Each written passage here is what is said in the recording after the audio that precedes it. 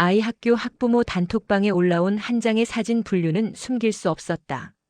딸아이 준서 엄마가 학부모 단톡방에 사진 한 장을 올렸습니다. 어제 남산타워에서 우연히 찍힌 사진이에요. 혹시 아시는 분? 103명이 있는 단톡방. 그 사진 속에는 제 남편이 있었어요. 문제는 제 옆이 아니라 다른 여자 옆에 서 있었다는 거죠. 그것도 손을 꼭 잡고 서로를 바라보며 웃고 있었습니다. 읽음 표시가 1에서 10으로, 10에서 50으로, 그리고 103으로 올라가는 동안 제 인생이 무너졌습니다. 평범한 아침 울리는 학부모 단톡방 알림. 그날은 정말 평범한 월요일 아침이었습니다. 알람이 울리고 남편 준혁이는 샤워를 하고 저는 아침 식사를 준비했어요. 8살 딸 지민이는 교복을 입으며 투덜거렸죠. 엄마, 오늘 수학 숙제 있어. 확인해줘야 해. 알았어, 아빠가 출근하고 바로 볼게. 남편이 식탁에 앉으며 말했습니다. 오늘 좀 늦을 것 같아. 거래처 미팅 있어서. 또, 요즘 너무 바쁜 거 아니야?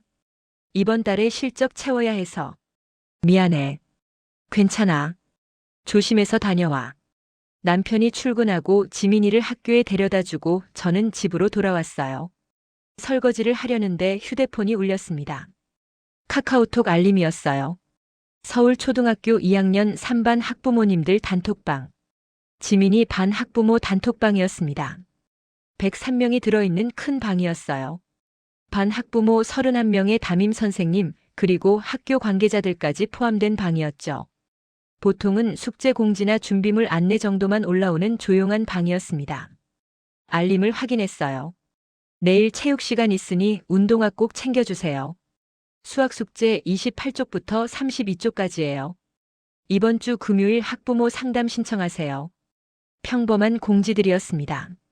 저는 알림을 확인하고 다시 설거지를 시작했어요. 그런데 5분쯤 지났을까요? 휴대폰이 계속 울리기 시작했습니다. 띠링, 띠링, 띠링. 알림이 연속으로 왔어요. 준서 엄마가 사진을 보냈습니다. 수진 엄마 어머. 예은 엄마 헐. 민준 엄마 이거. 메시지가 폭포수처럼 쏟아졌습니다. 뭐지? 이상했어요. 평소에는 조용한 방인데 갑자기 난리가 났거든요. 손을 닦고 휴대폰을 집어들었습니다. 단톡방을 열었어요. 그리고 스크롤을 올려 사진을 확인했습니다. 준서 엄마가 올린 사진이었어요. 어제 남산타워에서 우연히 찍힌 사진이에요. 혹시 아시는 분 계신가요? 사진을 클릭했습니다. 화면이 확대되며 사진이 선명하게 보였어요. 남산타워 전망대였습니다. 유리창 너머로 서울 야경이 보였고 사람들이 여기저기 서 있었어요. 그리고 사진 중앙에 제 남편이 있었습니다. 숙제 공지 사이에 끼어든 낯선 사진. 처음에는 잘못 본 줄 알았어요. 눈을 비비고 다시 봤습니다. 하지만 아니었어요. 분명히 남편이었습니다. 회색 코트, 검은색 목도리, 그리고 남편 특유의 안경. 작년 생일에 제가 선물한 바로 그 안경이었어요. 남편 옆에는 여자가 있었습니다. 긴 생머리, 빨간 코트를 입은 젊은 여자였어요. 그리고 두 사람은 손을 잡고 있었습니다. 남편이 여자를 바라보며 웃고 있었고 여자도 남편을 보며 환하게 웃고 있었어요. 연인 같았습니다. 아니, 연인이었습니다. 휴대폰을 든 손이 떨렸어요. 사진을 확대했습니다. 배경을 자세히 봤어요. 남산타워 전망대가 맞았습니다. 그리고 사진 구석에 날짜가 찍혀 있었어요. 2026.01 12 일요일 오후 7시 32분. 어제였습니다. 어제 일요일. 남편이 뭐라고 했었죠? 여보, 오늘 골프 약속 있어. 저녁 늦을 것 같아. 골프라고 했어요. 하지만 남편은 골프장이 아니라 남산타워에 있었습니다. 그 여자와 단톡방은 계속 난리였어요. 이거 누구예요? 혹시 아는 분 있으세요? 커플 같은데. 남산타워라니 로맨틱하네요. 메시지가 계속 올라왔습니다. 그때 한 엄마가 메시지를 보냈어요. 현주 엄마 저기. 혹시 이 남자분 지민이 아빠 아닌가요? 심장이 멎는 줄 알았습니다. 수진 엄마요? 진짜 비슷한데요? 예은 엄마 저번 학예회 때 봤던 분 같아요. 민준 엄마 맞는 것 같은데요. 사람들이 남편을 알아보기 시작했어요. 손이 부들부들 떨렸습니다. 읽음 표시를 봤어요.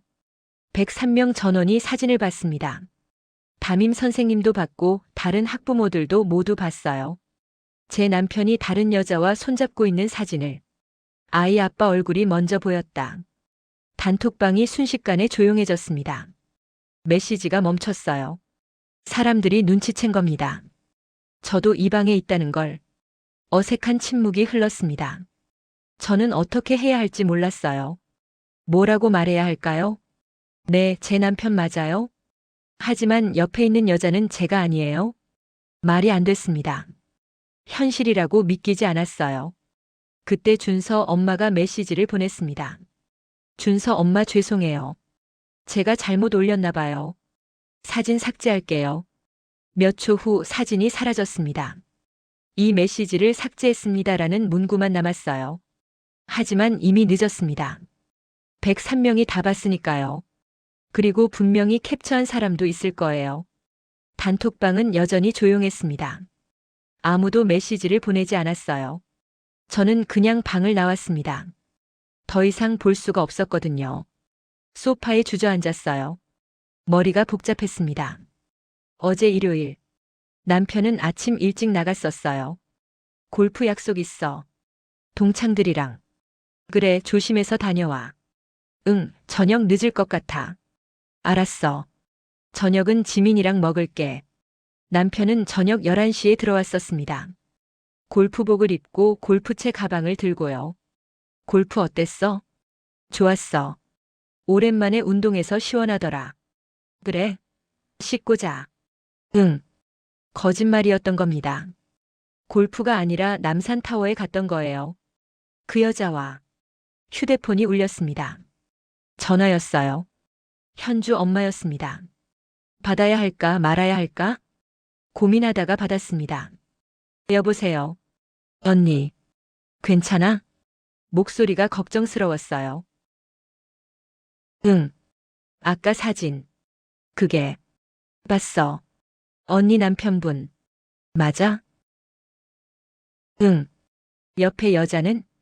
모르겠어. 거짓말이었어요.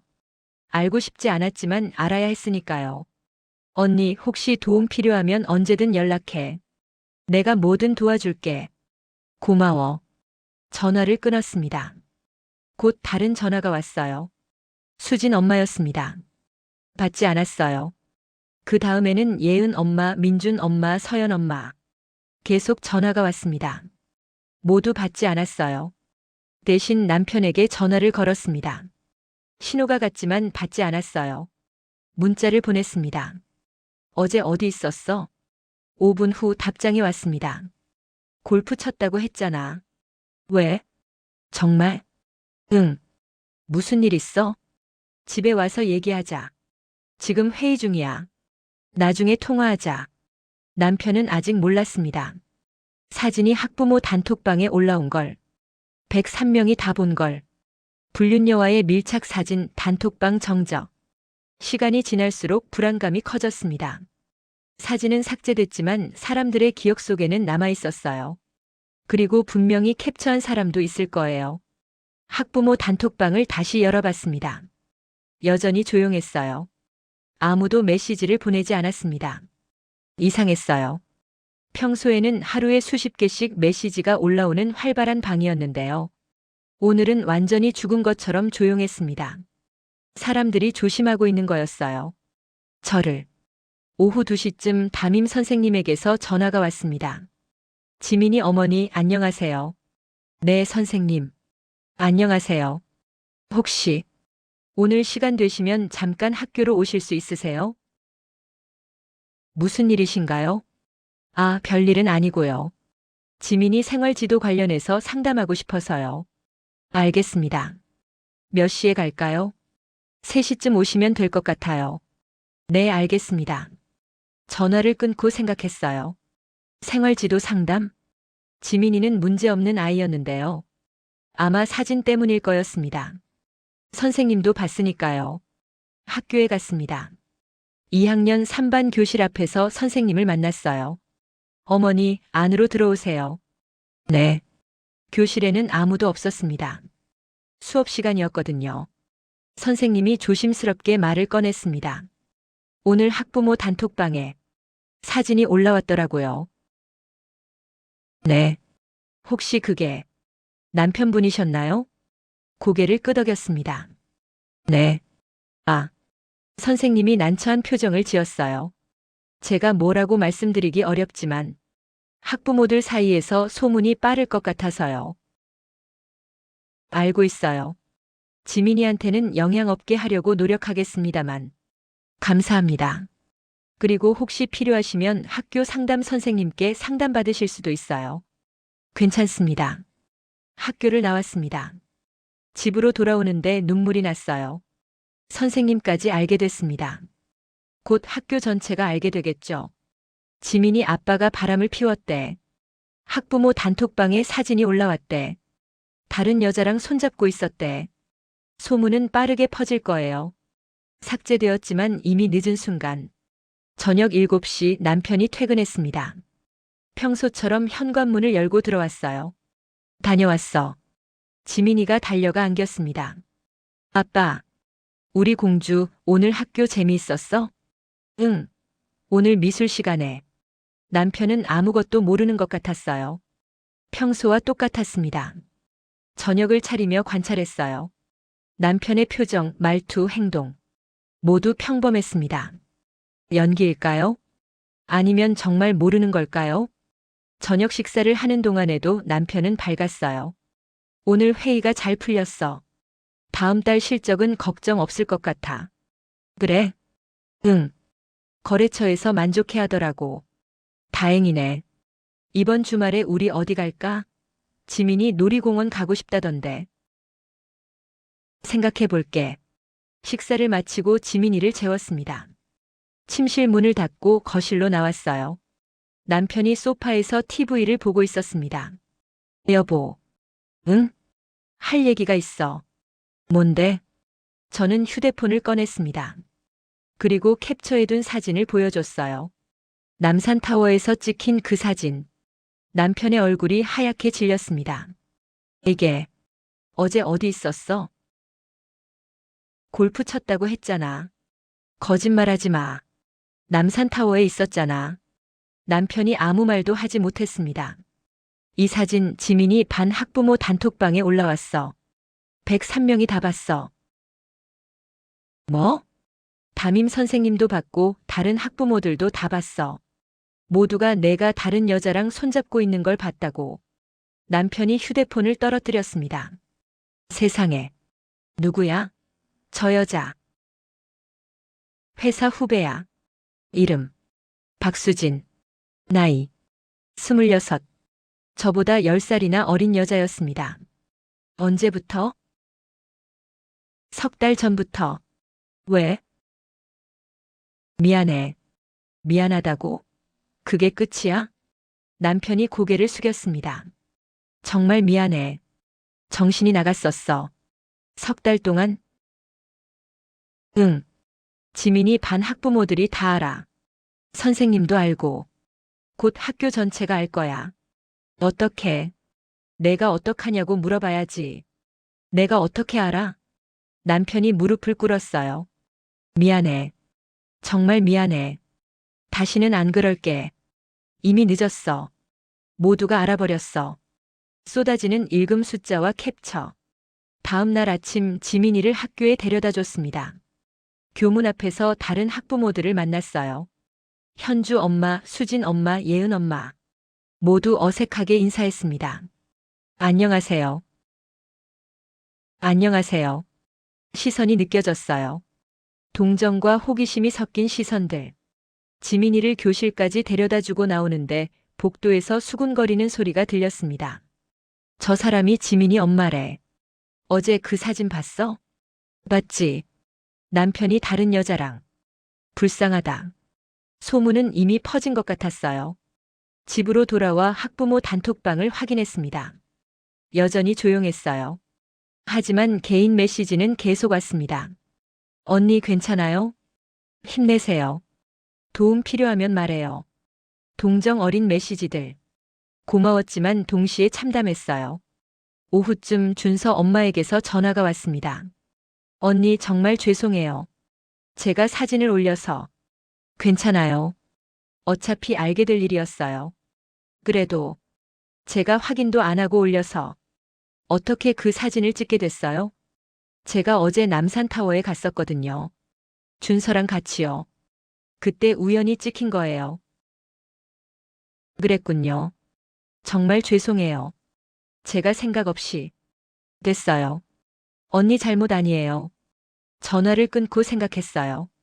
우연이었습니다. 준서 엄마가 우연히 남산타워에 갔고, 우연히 남편을 찍었고, 우연히 단톡방에 올렸어요. 하지만 그 우연이 제 인생을 완전히 바꿔놨습니다. 며칠 후 더 충격적인 소식을 들었어요. 사진이 다른 반 학부모들한테도 퍼졌다는 겁니다. 1학년, 3학년, 4학년. 학교 전체 학부모들이 사진을 본 거예요. 누군가 캡처해서 퍼뜨린 겁니다.